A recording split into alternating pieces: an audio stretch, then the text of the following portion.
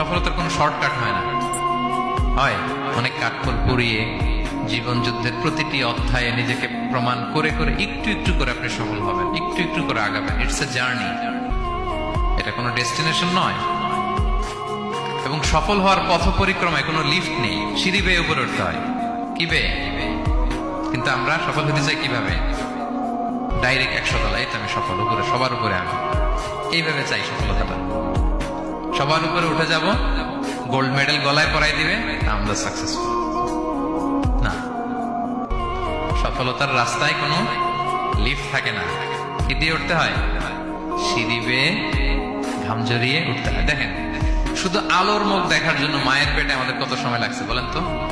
Just একটু light, হ্যাঁ 9 মাস 10 মাস সময় লাগছে শুধু একটু আলো দেখবো আমরা।